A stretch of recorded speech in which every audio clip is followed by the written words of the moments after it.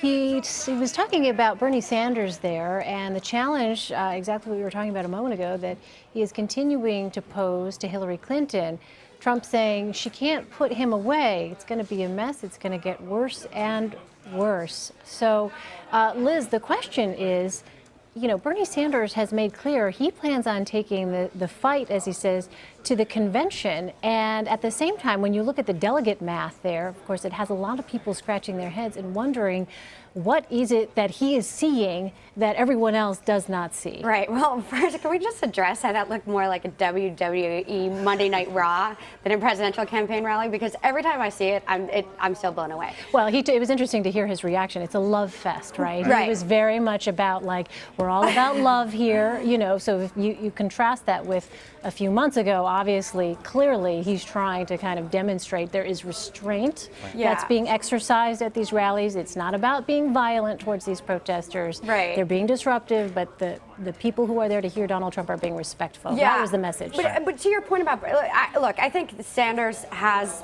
kind of ratcheted back his rhetoric, and we've heard that his conversations with Democrats privately are much more conciliatory, and I think what we've seen also is the DNC is moving to include him a little bit more in terms of drafting the platform, getting some more of his people involved in the mix. So I think we're going to see like a cooling of all the tension there, and that Democrats will rally around, and he seems to have been taking it down a notch in terms of the rhetoric. What do you think about that, John Allen? Let me ask you, because at the same time, right, we've seen Senator Sanders throw his support behind Debbie Wasserman Schultz's primary opponent, right?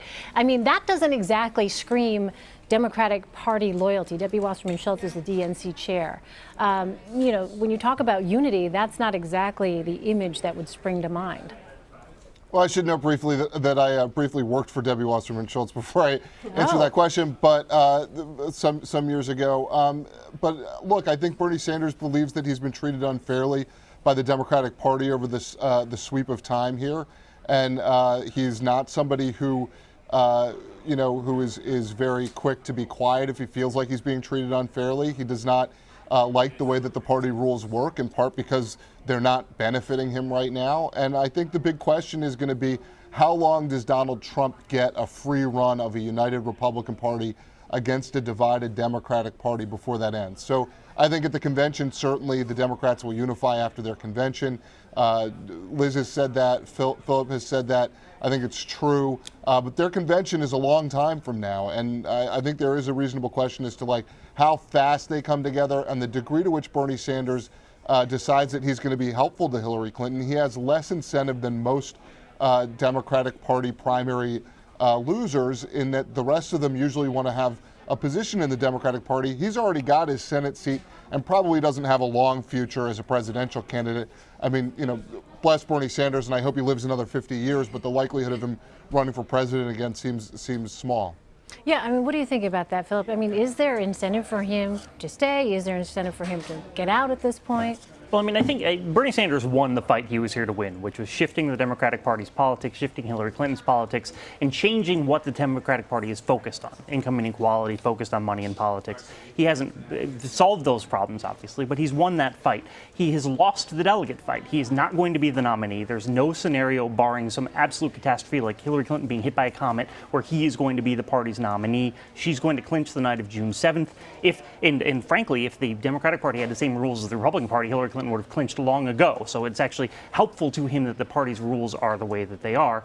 But I think what Bernie Sanders wants to do is he wants to stick around. He wants to be able to have that fight at the convention. He wants to be able to advocate with a big crowd of people, nearly half of the room there advocating for his policies in this big fight in a moment when the whole country is watching to see what the Democratic Party is doing. But I think one thing that's telling about him is that he's shifted his focus recently to helping a lot of down ballot candidates.